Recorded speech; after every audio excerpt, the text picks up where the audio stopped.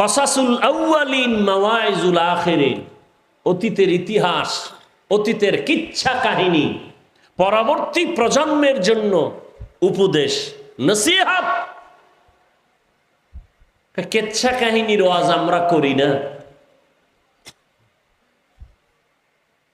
উল্টাপাল্টা মেজাজ গরমের বয়ান ছাইরে দিছে, ঠান্ডা হয়ে গেছে। বেয়াদব সাইজ করতে আলহামদুলিল্লাহ আমার সময় লাগে না। ওই কপাল পোড়া যারা বলে কেচ্ছা কাহিনীর ওয়াজ করি না, তো তুমি কিসের ওয়াজ করো?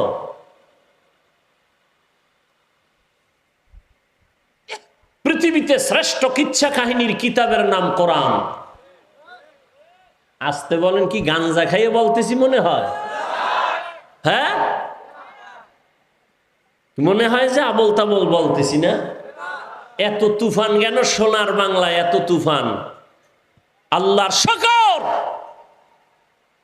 সব নেফাকিওয়ালাদের জীবনের ইতি হয়েছে। আলহামদুলিল্লাহ, এখনো বসে আছি, সম্মানের সাথে বসে আছি, আলহামদুলিল্লাহ। পৃথিবীতে শ্রেষ্ঠ কিচ্ছা কাহিনীর কিতাবের নাম কোরআন। পৃথিবীর দ্বিতীয় শ্রেষ্ঠ কিচ্ছা কাহিনীর কিতাবের নাম হাদিস শরীফ। তুমি কি বুঝাতে চাও পাবলিক রে? কিচ্ছা কাহিনীর ওয়াজ করি না? 2000 আয়াত আছে কোরআনে, শুধু কিচ্ছা কাহিনী, কিচ্ছা কাহিনী। কত আয়াত? 2000। তুমি কি বুঝো? জাতিকে আর কি বুঝাতে চাও? এখানে অনেক তালিবুল ইলম উলামায়ে কেরাম বসে আছেন। কোরআন শরীফের মধ্যে বাঘের কিচ্ছা নাই? এই ছাত্ররা ক নাই? হাতির কিচ্ছা নাই, সাপের কিচ্ছা নাই, ব্যাঙের কিচ্ছা নাই, মশামাছির কিচ্ছা নাই। কি কয় বেঈমান?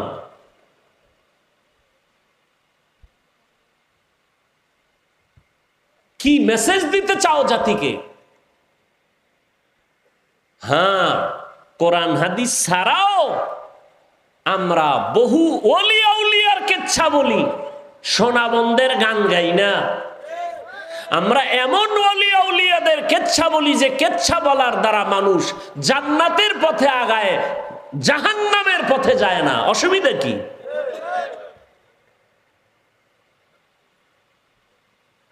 বাপদাদার কিচ্ছা কাহিনী বলি, কত তোকমা লাগানো।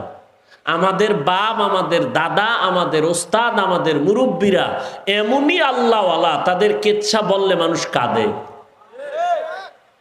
তোমার বাপ দাদার জীবনের নাম নেওয়ারও সুযোগ নাই।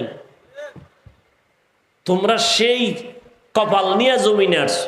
উজানির কারি ইব্রাহিম রহমতুল্লাহ আলাই বাঘের কিচ্ছা বললে মানুষ অনেকে মন্তব্য করে। এগুলো আমি পয়েন্টে পয়েন্টে সাইজ করছি, বাংলাদেশে কম করি না, একটু এখন চুপ হয়ে গেছে।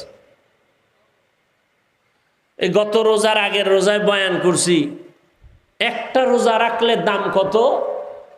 একটা উড়ন্ত কাক, জন্ম থেকে একটা কাক, কাক বুঝেন না? কাউয়া, একটা কাউয়া জন্ম হইয়েই উড়তে থাকে, উড়তে উড়তে উড়তে উড়তে উড়তে উড়তে বুড়া হওয়া পর্যন্ত উড়তেই থাকে। উড়িয়া কত দূর গেল?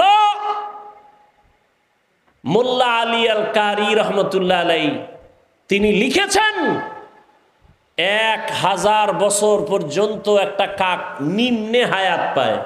তাহলে একটা কাক জন্ম থেকে উড়িয়া 1000 বছরে কত দূর যাবে? একটা রোজাদার এক রোজার বরকতে জাহান্নাম থেকে তত দূর চলে যাবে। তখন আর হাদিসটা কই নেই, ঘটনাটা কইয়া চলে গেছে। এবার এটা নিয়ে নেফাকি অন্তরওয়ালারা পাগল হয়ে গেছে। কাকের কিচ্ছা বলছি, অথচ মিশকাত শরীফের হাদিসের ঘটনা।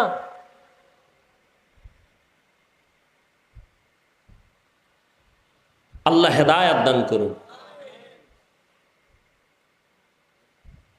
এখন বলি, কোন বাংলাদেশে বহস কইরা, তর্ক কইরা, এক জায়গায় বইয়া ডিভাইড কইরা, কোনদিন ডিভাইড করে সমাধানে আসে নাই। বাতেল আরো মজবুত, আমি জিততে গেছি। ও 13 বার ঠকলো, ওখানে জিততে গেছি। এইরকম বেহায়ার সাথে আদবালা তো কখনো যাবে না। যাদের লজ্জা নাই ওদের সাথে তো ভালো মানুষ আগাইতে পারে না। এই জন্য তর্ক নাই, বহাস নাই, কিচ্ছু নাই। আমি সারা বাংলাদেশে বলছি, উজানি নিয়ে প্রশ্ন, চরমনাই নিয়ে প্রশ্ন, তাবলিগ নিয়ে প্রশ্ন, দেওবন্দি নিয়ে প্রশ্ন, সব প্রশ্নের এক জবাব, অজে ব নিজেই জবাব পেয়ে যাবে। ব উজানির মাঠে এসে ব, কোনো প্রশ্ন করা লাগবে না। ও লাফায় কেন? প্রশ্ন তোকে করবো, তুই লাফাও কেন? ব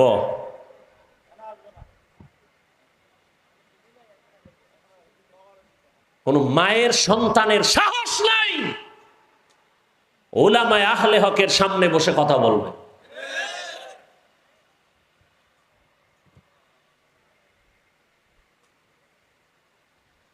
আল্লাহ হেদায়েত দান করুন। উজানি লাফায় কেন? তোমার প্রশ্ন, আর আমার প্রশ্ন তোমাকে, তুমি লাফাও না কেন?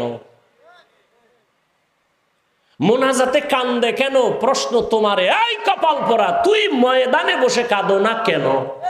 এটা তো কান্নার প্যান্ডেল, এটা তো হাসির প্যান্ডেল না। কাঁদো না কেন?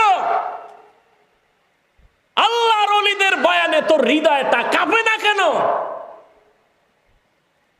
চোখে পানি আসে না কেন? উল্টা প্রশ্ন কেন? হাসির প্যান্ডেলে প্রশ্ন হাসে না কেন? কান্নার প্যান্ডেলে প্রশ্ন হবে কাঁদে না কেন? কাঁদে কেন? উল্টা প্রশ্ন কেন? তোমার অন্তর উল্টা হয়ে গেছে। কারণ এই যে অজে বসছে, ফজর নাই, জোহর নাই, আসর নাই, মাগরিব নাই, এশা নাই, অজে এসে জমায়ে গেছে। কি হবে এই অশুনে? وَأَمَّا مَنْ خَافَ مَقَامَ رَبِّهِ وَنَهَى النَّفْسَ عَنِ الْهَوَى فَإِنَّ الْجَنَّةَ هِيَ الْمَأْوَى। এই তাসবিহ পড়া যাবে না। আবু হুরায়রা রাদিয়াল্লাহু আনহুর হাদিস দেখলাম সেদিন। তাসবিহ যাবে না মানে এটা সুতা গিরা দিয়ে দিয়ে দিয়ে দিয়ে লাগাইয়া আবু হুরায়রা এটারে টানে। এটা তাসবিহ পড়া যাবে না, এটা বেদাত। যাই হোক, আমরা তর্ক যাই না, কারণ তর্ক না করার কারণে আমরা প্লাস পয়েন্টে আছি। তাবলিগ কমতেছে না বাড়তেছে? বলেন, আমাকে তর্কের দরকারটা কি? তাবলিগ 2 লাইনে খেদমত করে, আরো আগাইতেছে। আল্লাহ পাক সবার মধ্যে ভ্রাতৃত্ব, মোহাব্বত আরো বাড়ায় দেন। মাদ্রাসা বেশি হইছে, ফায়দা কম হইছে না বেশি? বেশি। উজানির বিরোধিতা করার কারণে লোক আগের থেকে অনেক কমতেছে না? হ্যাঁ, তা টেনশন কেন? তুমি বলো, আরো বলো, গলা ভাঙলে বলো, রং চা খাওয়াই, কত পারো বলো। তোমারে আল্লাহ এজন্য বানাইছে কিনা দেখো।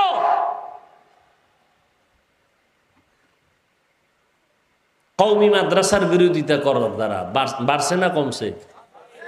কওমি মাদ্রাসা আরো বাড়বে। বাংলাদেশের প্রত্যেকটা ঘর হবে এক একটা কওমি মাদ্রাসা। বলবেন কেন? বিরোধীদের বিরোধিতার কারণে। কারণ জোয়ারের পানিতে বাদ দিলে পানির শক্তি আরো বেড়ে যায়। সব কিছুর মূলে আল্লাহর ভয় নাই, এটাই আসল। আর এই ভয় আল্লাহর জাতের কসম, আল্লাহর ভয় অন্তরে ততক্ষণ পর্যন্ত আসবে না যতক্ষণ পর্যন্ত ওলিয়া উলিয়ার সোহবতে যাবে না। কোনো চালাকি চলবে না, ফাইনাল কথা। এজন্য তো আমি চ্যালেঞ্জ দিয়ে বলি সারা বাংলাদেশে যারা ওলিয়া উলিয়া মানে না, এরা কোরআনও মানে না, বুখারী শরীফও মানে না, এরা ভণ্ড। এদের যারা ভণ্ড বলে না তারাও ভণ্ড।